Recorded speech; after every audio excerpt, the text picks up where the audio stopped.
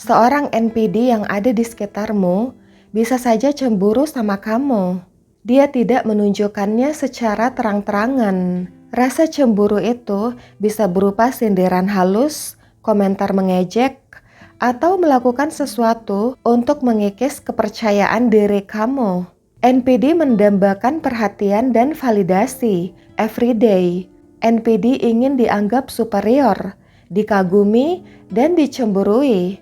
Jadi, ketika seseorang yang ada di sekitar si NPD mulai berkembang, entah itu berkembang dalam karir, percintaan, pengembangan diri, atau bahkan berkembang dalam sisi emosional, NPD akan melihat hal itu sebagai ancaman. Keberhasilan kamu, kepercayaan diri kamu, atau bahkan sekadar kegembiraan kamu akan memicu rasa tidak aman yang mendalam dalam diri si NPD. Coba perhatiin guys, kalau kamu seneng atau ketawa gembira, NPD seperti tiba-tiba terdiam, senyumnya memudar, kayak orang gak seneng. Selanjutnya apa guys? Si NPD bisa bad mood atau ngerecokin kamu. NPD tidak akan mau mendukung atau menyemangati kamu dengan catatan, kamu supply ya guys, kamu target bully, tempat pelampiasan emosi negatif dia. Tapi, lain lagi kalau sama flying monkey-nya. Why?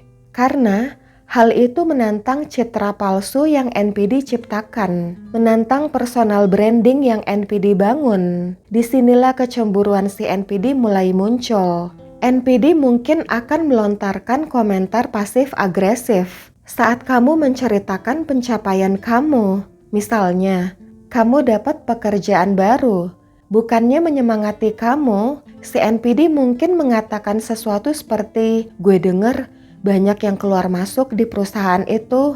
Perusahaan itu emang lagi butuh banyak, apalagi rumah lo deket, pantesan aja diterima. Atau si NPD akan menceritakan keberhasilan orang lain yang levelnya jauh di atas kamu.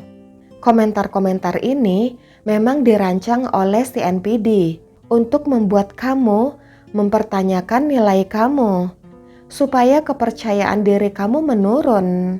NPD juga bisa merasa cemburu kalau kamu mendapat perhatian atau kekaguman dari orang lain.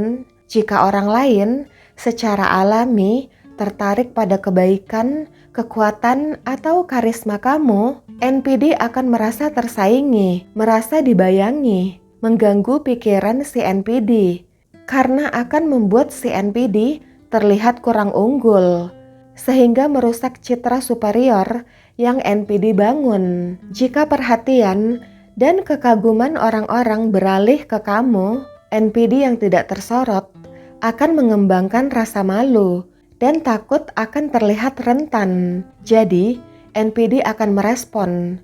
Mungkin akan bilang kalau kamu pamer. Selanjutnya apa guys? Kecemburuan akan memicu amarah dan keinginan NPD untuk mendominasi. Karena rasa iri yang besar terhadap pencapaian orang lain, NPD akan menghabiskan banyak waktu dan energi untuk bersaing, atau bahkan merusak kebahagiaan orang lain. NPD yang merasa tersaingi mungkin akan melakukan smear campaign di belakang kamu. NPD mungkin akan bergosip, menyebarkan hal-hal negatif tentang kamu, atau mencari cara untuk mengisolasi kamu dari teman atau keluarga yang suportif.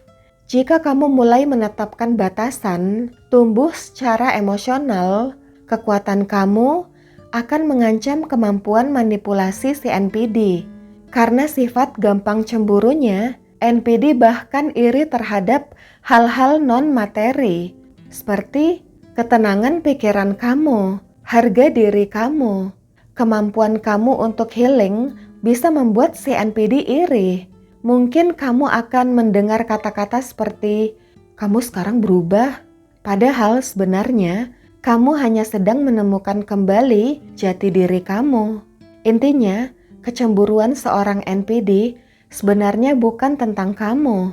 Ini tentang kurangnya harga diri mereka sendiri, harga diri si NPD yang rapuh, karena terlalu bergantung pada validasi orang lain. Mereka tidak tahan melihat orang lain berkembang, terutama seseorang yang pernah mereka kuasai. Kecemburuan para NPD adalah beban yang harus mereka pikul sendiri. Kamu tidak bertanggung jawab terhadap perasaan dan pikiran irasional si NPD.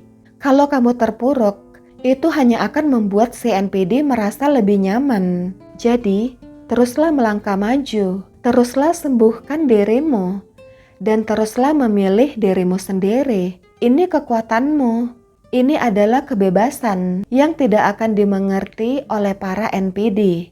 Oke guys, thanks for watching. Semoga bermanfaat. See you, bye.